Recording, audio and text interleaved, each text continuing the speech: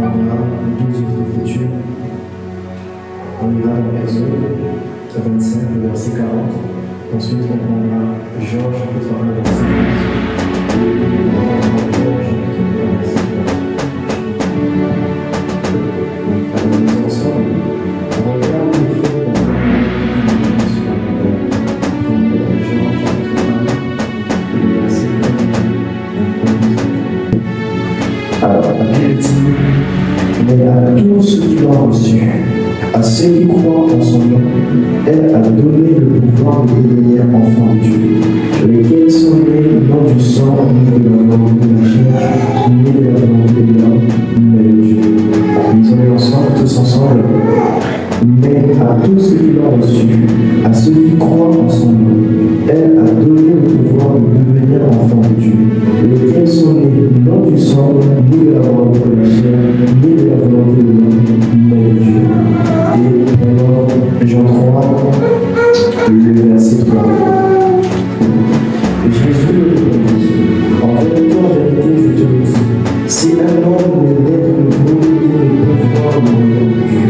Nicodème dit, comment un homme peut-il naître quand il est vieux?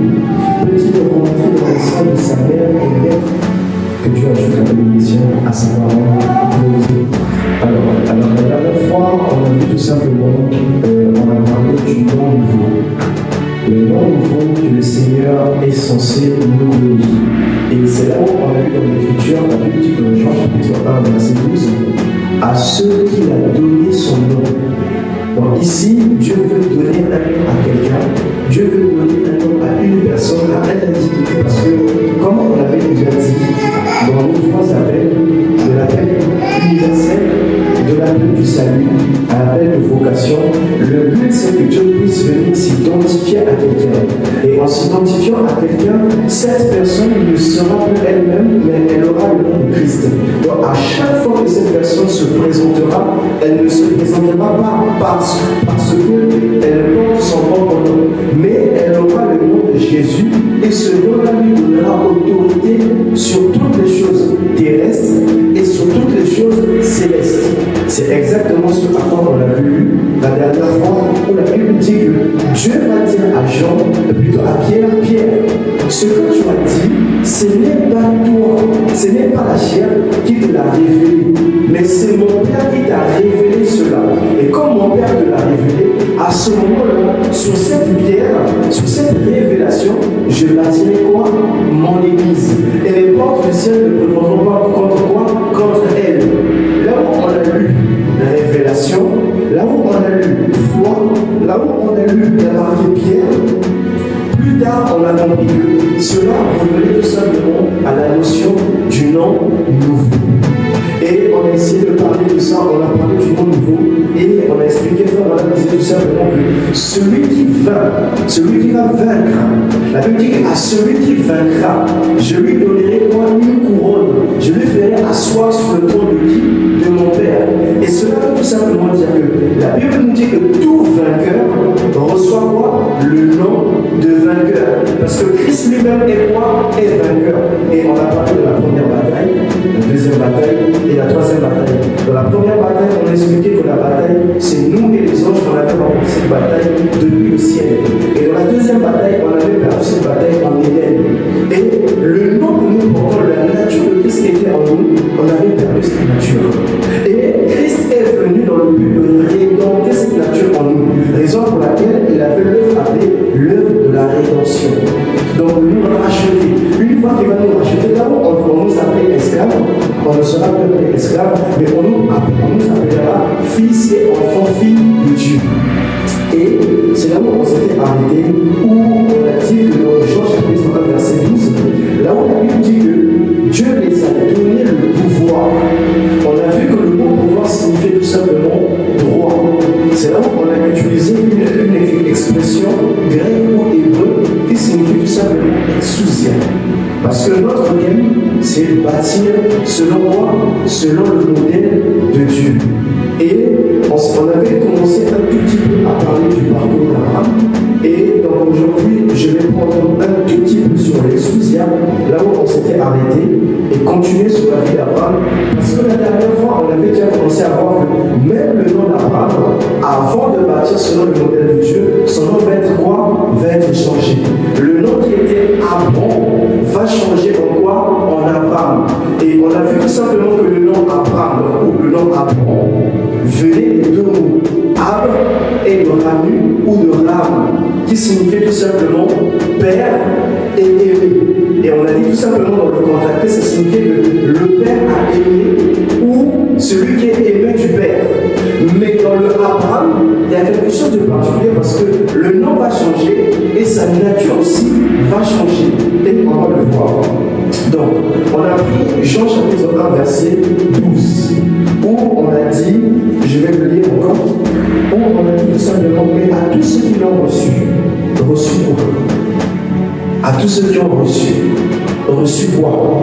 Reçu le nom nouveau. La Bible dit, à ceux qui croient en son nom.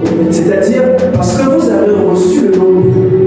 Non seulement vous l'avez reçu, mais il ne faut pas seulement recevoir le nom, mais il faut maintenant quoi? Croire dans le nom que vous avez reçu. Parce que recevoir le nom et ne pas croire le nom, c'est le même tarif. Et on appelle ça tout simplement le refus. De refuser cela, ça veut tout simplement dire que bon, en gros, je n'ai pas besoin de ce nom-là. Je n'ai pas besoin de Christ. Et on a dit tout simplement qu'on appelle universel. Dieu va venir dans Genèse chapitre 1, le verset 26, nous faire quoi? À son image et à sa ressemblance. Donc, n'est pas recevoir le nom de Christ, ça veut tout simplement dire que je ne suis pas à l'image et à la ressemblance de Dieu.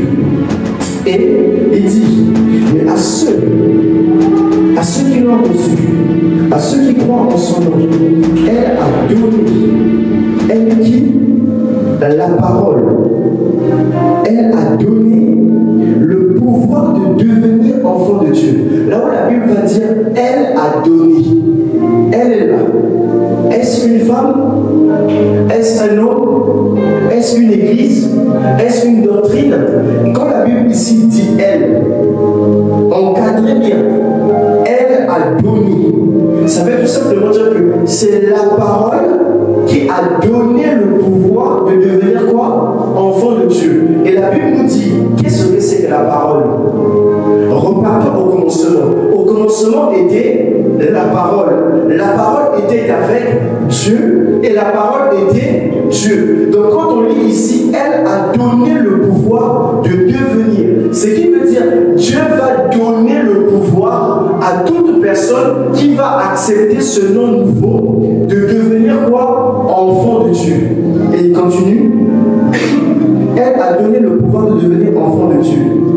Lesquels sont nés, non du sang. Parce que du sang, c'est quoi? C'est repartir à ce que Job nous avait dit. Job dit une phrase. Job va dire que nous sommes nés dans le péché, conçus de quoi? Dans l'iniquité. Et le salaire du péché, c'est quoi? C'est la mort, c'est le sang. Mais ici, la parole va dire que ceux-là qui vont recevoir le nom nouveau que Dieu va donner, à ce moment-là, ils ne sont pas nés de la chair. Ils ne sont pas nés de papa et maman. Ils n'ont pas la même réalité charnelle. Parce que la Bible dit, ils ne sont pas nés. Lesquels sont nés, non du sang, ni de la volonté de la chair. Ce qui veut dire, tu n'es pas né, la Bible ne te qualifie pas parce que tu n'es pas venu au monde, parce qu'il y a eu un rapport sexuel. Ça, c'est dans le contexte charnel. C'est ça que Job nous a détaillé en disant que je suis venu au monde par un désir sexuel de mon père et de ma mère, raison pour laquelle j'ai été enfanté. Mais ici, la Bible dit que ces enfants qui vont recevoir le nom de Dieu, eux ne vont pas naître d'une manière physique, mais ils vont naître d'une manière spirituelle. Et on le comprendra. Et la Bible dit, ni de la volonté de l'homme, c'est ce que je disais. Donc, on ne va pas naître parce qu'un homme aura des désirs charnels avec sa femme. Non. Mais on va naître parce que c'est Dieu qui va quoi? Nous donner cet attribut. Et cet attribut, en réalité, n'est qu'une partie de Dieu. Et Dieu va faire quoi? Il va se soustraire de cette partie et mettre cette partie en nous. Et rappelez-vous ce qui s'est passé dans la Genèse. Comment est venue Ève? Est-ce que Ève est venue d'une naissance, ou on peut dire une naissance charnelle? La Bible nous montre que Ève n'est pas venue d'une naissance charnelle. La Bible va dire dans le livre de Genèse. Genèse va nous dire que Adam se sentait seul. Quand il a vu les animaux deux à deux, et lui-même il s'est vu, il n'a pas vu son semblable, il n'a pas vu l'image qu'il devait refléter. Et la Bible dit qu'il commençait à culpabiliser. Et Dieu va faire quoi? La Bible dit que Dieu lui fit un profond sommeil. Et c'est dans ce profond sommeil, lorsque Adam était dans le profond sommeil, Dieu va soutiré une côte, une partie de lui. Et cette partie de lui, Dieu va faire quoi? La partie femelle. D'où les noms qui sont utilisés, on appelle ça la partie mâle. C'est le mot utilisé, c'est Zakor. Et la partie femelle, c'est la partie Keva. Donc quand la Bible dit, Genèse chapitre 1, verset 26, faisons l'homme à notre image, à notre ressemblance. Ça veut tout simplement dire, dans l'homme que Dieu avait créé, la Bible l'appelle l'homme avec le grand H. Et il y a homme avec le petit H. À ne pas confondre. Lorsque la Bible parle de l'homme avec un grand H, cela fait référence au mâle et à la femelle. Et lorsque la Bible nous parle de l'homme avec le petit H, cela nous fait référence juste au mâle. Donc quand la Bible va dire faisons l'homme, la Bible fait référence à cet homme-là, où on lui contenait les deux parties. Donc la partie qui est la partie des accords et la partie qui est la partie Keva. Donc celle-là, le mot Keva signifie femelle et le mot Zakor signifie mâle, qui signifie tout simplement souvenir et contenir. Raison pour laquelle l'homme doit quitter son père et sa mère pour aller à la recherche de ces souvenirs que la femme contient. C'est pourquoi c'est la femme qui contient les sémences, les prémices de l'homme. Raison pour laquelle la femme tombe enceinte. Et quand elle tombe enceinte, ça veut tout simplement dire que l'homme avait en lui des sémences, des souvenirs qui va quoi? Qui va transmettre à la femme. Et la femme doit contenir cela, elle doit le garder. Donc c'est pourquoi l'une des choses qui fait que l'homme redevienne une seule chair, il faut que cet homme-là fasse un avec ses souvenirs. C'est pourquoi la Bible dit l'homme doit quitter son père et sa mère pour s'attacher à sa femme. Et les deux deviendront quoi? Une seule chair. Et c'est là où on a parlé de l'exousia, le pouvoir, le droit. Et la dernière fois, on s'était arrêté en disant que le mot exousia est un mot hébreu ou grec qui signifie autorité, qui signifie supérieur, qui signifie pouvoir, qui signifie puissance, gouvernement, maître, juridiction, disposition, autorisation, exercice, liberté, droit. Que Dieu te bénisse, Mazélote. Donc, comme je disais, notre mot exousia, c'est le mot en grec ou en latin, d'où on a dit autorité. Donc, quand on prend le livre de Jean chapitre 1, le verset 12, là où il a marqué le pouvoir ou le droit, essayons de le remplacer par chacun de ces mots-là. Donc, là où la Bible nous dit, mais à tous ceux qui l'ont reçu, je vais juste le prendre dans l'autre version. La Bible dit, mais à tous ceux qui l'ont reçu, à ceux qui croient en son nom, elle a donné le pouvoir. Là où la Bible dit le pouvoir, ici il est parlé d'autorité. Donc à tous ceux qui ont reçu, qui croient en son nom, Dieu leur donne quoi? L'autorité. Raison pour laquelle plus tard, Dieu va dire à Pierre quoi? Il va lui dire, tu marcheras sur quoi? Sur les serpents, sur les scorpions. Pourquoi? Parce que une fois que Dieu lui avait donné ce nom nouveau, à ce moment-là, automatiquement le nom nouveau lui donne quoi? L'autorité. C'est pourquoi plus tard Dieu avait dit quoi à Pierre? Il lui dit, Pierre, tu es Simon, mais tu ne t'appelleras plus Simon. Dieu va lui donner quoi? Un nom nouveau. Et ce nom nouveau-là, toute personne qui croira en ce nom nouveau-là recevra quoi? Recevra la vie. Parce que c'est de pierre que Dieu a dit, de pierre, de cette révélation. Sous cette pierre, je bâtirai quoi? Mon église. Et les portes du ciel ne feront quoi? Ne prévaudront pas contre qui? Contre elle. Elle quoi? Le nom nouveau. Et lisons encore la parole de Dieu. Là où la Bible parle d'autorité dans le mot exousia, ça parle du mot supérieur. Ce qui veut dire, lorsque Dieu nous donne le nom nouveau, nous devenons supérieurs aux démons. Raison pour laquelle, on a lu l'Écriture, la Bible va nous dire, ne vous réjouissez pas de ce que les démons vous soient quoi? Soumis. Mais la Bible va nous dire, réjouissez-vous de ce que vos noms sont écrits dans quoi? Dans le livre de vie de l'agneau, qui a été quoi? Immolé dès avant la fondation du monde. Ce qui veut dire, beaucoup de personnes vont arriver là, devant des personnes, faire des démonstrations, et ils vont se croire que moi j'ai l'esprit supérieur, j'ai l'onction supérieure. La Bible est claire. Ne nous réjouissons pas de ce que les démons soient quoi? Nous soient soumis. Parce que ici, pour qu'un démon te soit soumis, tu dois premièrement recevoir quoi? La nouvelle naissance.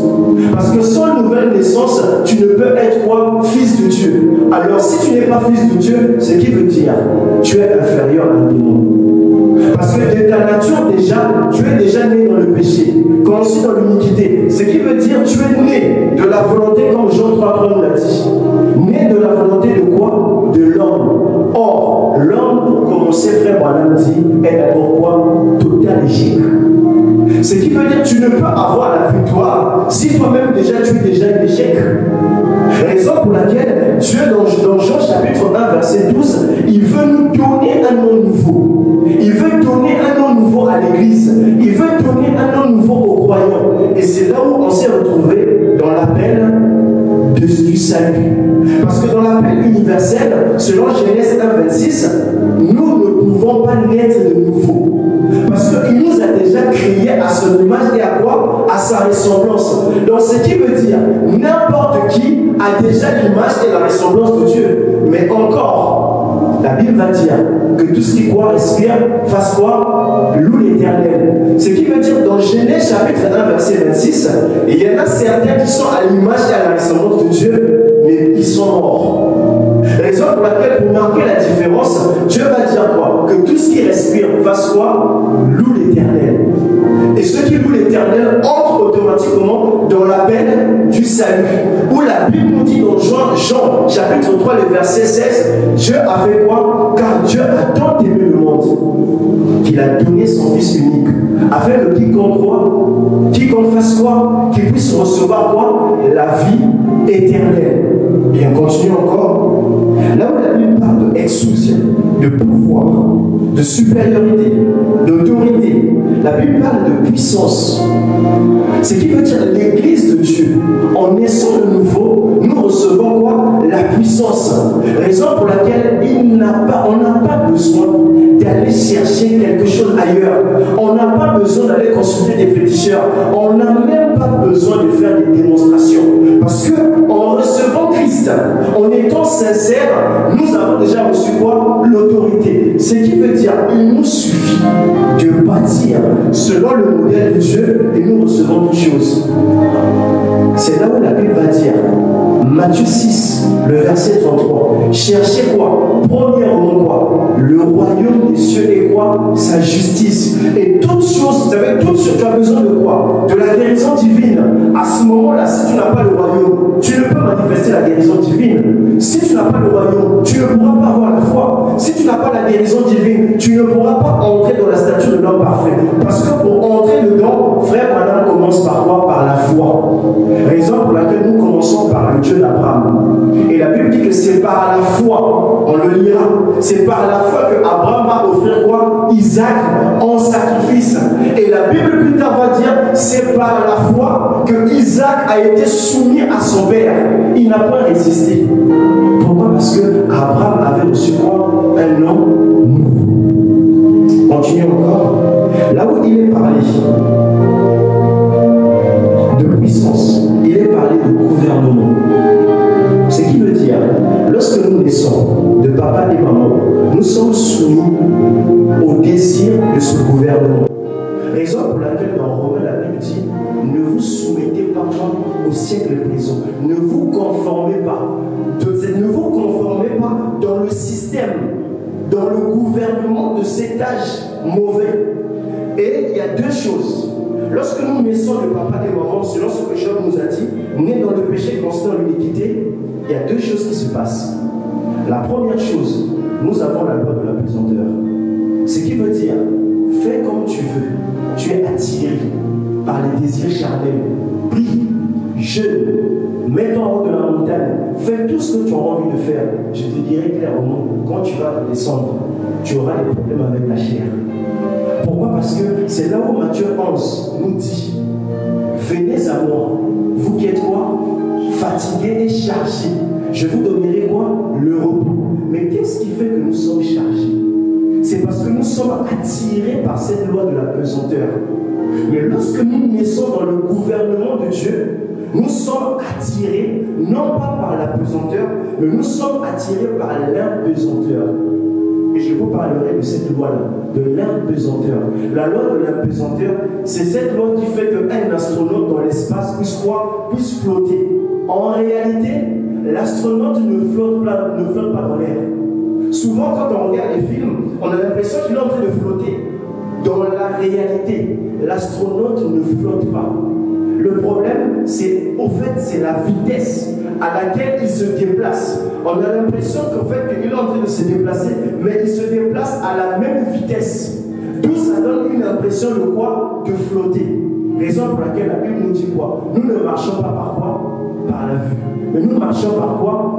C'est cette foi-là qui te donnera une vitesse d'aller plus rapidement là où tes yeux pouvaient te faire entrer. Si tu restes focalisé quoi? Sur quoi? La foi. Continue encore. Là où la Bible parle de gouvernement, il parle de maître. Quand on dit quelqu'un qui est maître, c'est quelqu'un qui est arrivé à une étape où il a achevé toutes les étapes. Et à ce moment-là, on t'attribue le rôle de maître. Là où on parle de maître, on parle de disciple. Ce qui veut dire, si tu es maître, automatiquement tu dois avoir quoi? Tes disciples. Raison pour laquelle la Bible nous dit dans Genèse, reproduisez-vous selon quoi? Votre espèce. Parce qu'un maître, lorsque l'élève achève la course, il devient quoi lui-même? Maître. Ce qui veut dire qu'il s'est reproduit à quoi? À sa ressemblance.